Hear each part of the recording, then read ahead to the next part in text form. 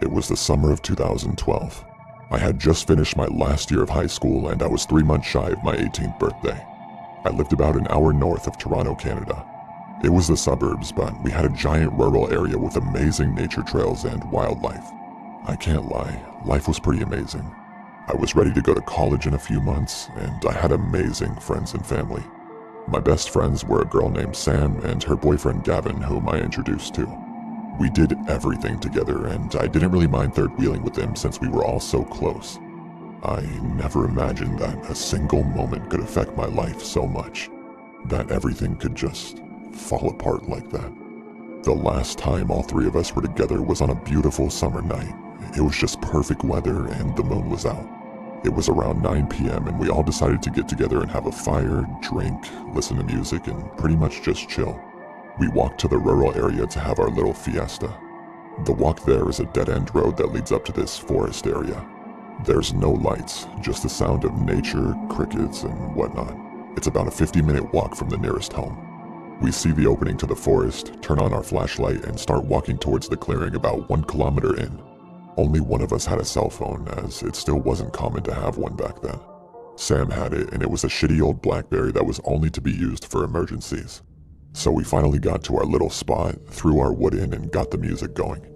It was one of those movie moments. Fire and beer really make people come together. We were laughing, joking around, and shotgunning beers. I started feeling the buzz and felt my body just getting disoriented. I looked up and away from the fire, and from the corner of my eye, I thought I saw headlights.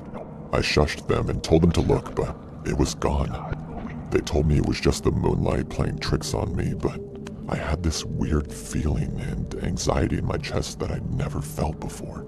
And now I know it was my intuition. I kinda just put my fear aside and continued to party and get drunk. Gavin had drunk the last beer and we agreed it was time for bed. So we put out the fire, turned on the flashlight, and started following the trail back to the road.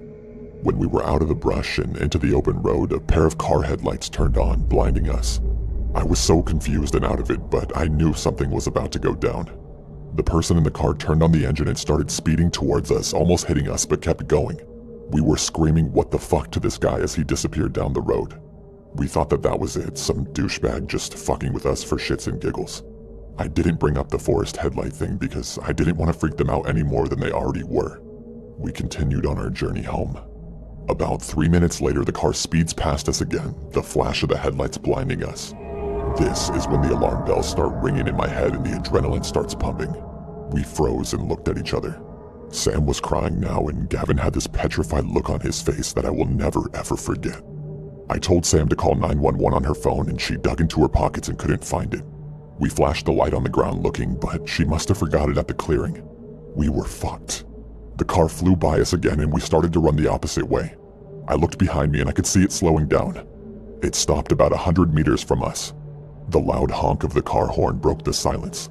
It kept going and going, beeping and flashing his lights. This was fucked up. My adrenaline was insane and I started sprinting through the forest, branches and things hitting me as I ran blindly in the dark. I fell over a log and twisted my ankle. I sucked in my breath from the pain and just laid there. I could see Sam's flashlight moving. She was running. I could hear Gavin yelling for her to run faster. She was smart and turned off the light and they hid. It was so silent I couldn't take it. I covered my mouth so my breathing could become steady. The headlights started shining in through the trees. I could make out that it was a tall man getting out of the car. He had a hunting rifle in his hand. I was praying to God now silently in my head that he wouldn't find us. He also had a flashlight on the rifle and he started walking towards me.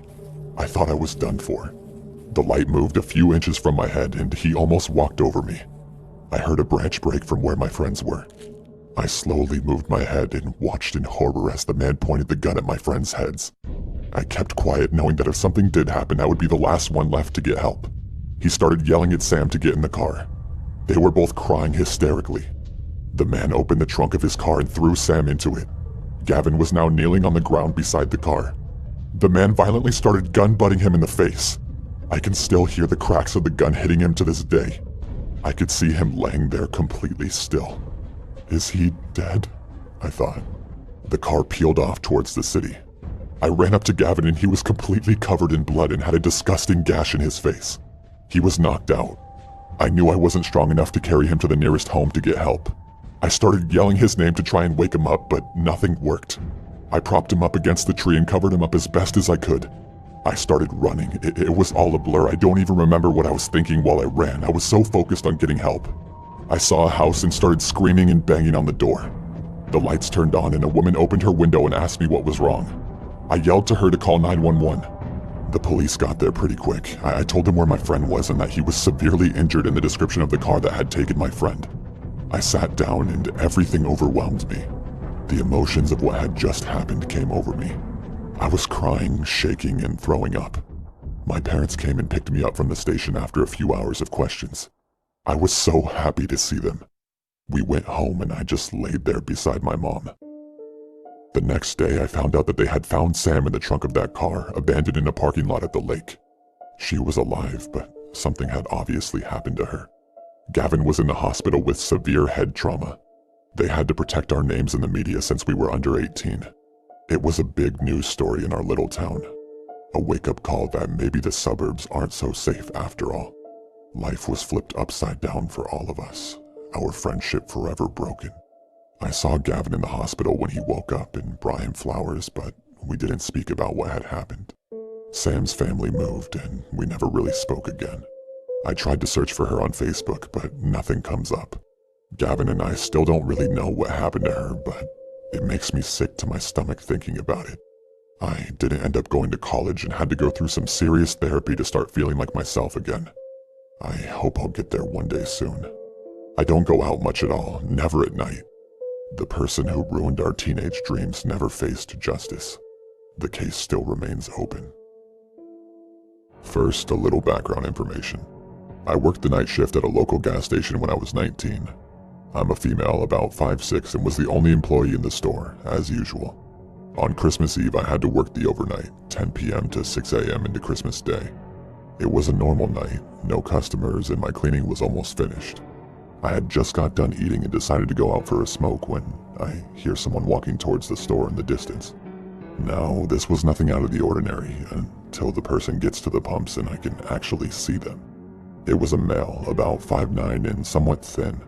He was wearing a dark hoodie, jeans, and was carrying a gift bag. As he got closer though, I noticed that he was bleeding from his forehead. As he approached me, I asked if he was okay and if he needed any help. I noticed that the bag was empty, which should have been my first red flag. The guy looked me in the eyes, looking dead inside, and said, "You want to help? Then don't call the fucking cops." I agreed and told him that there was a first aid kit inside and that I'd be happy to help him with his wound. Crazy, I know, but I was just trying to be nice to him since he was someone who could be a threat to me. We went inside the store and I got the first aid kit. As I pulled out the stuff for him to clean himself up with, he said he needed to use the restroom and once again told me not to call the cops. I told myself that if he wasn't out of the bathroom within a reasonable amount of time, I was going to call the police. He didn't come out, so I went outside and called.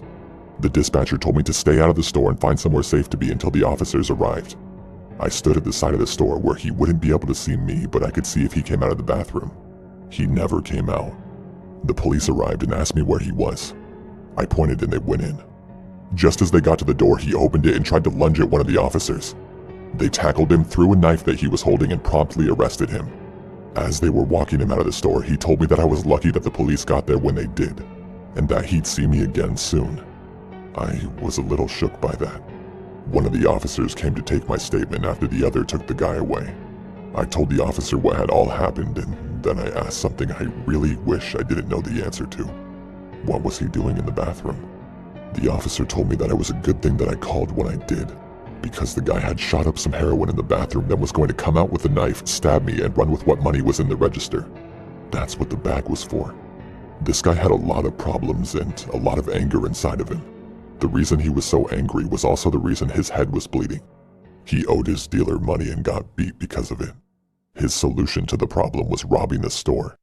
The officer told me if I didn't call when I did, I'd either be critically wounded or dead because he wasn't going to allow me to stand between him and that money. I hope I never see that crazy drug addict who wanted to kill me to free himself of debt again.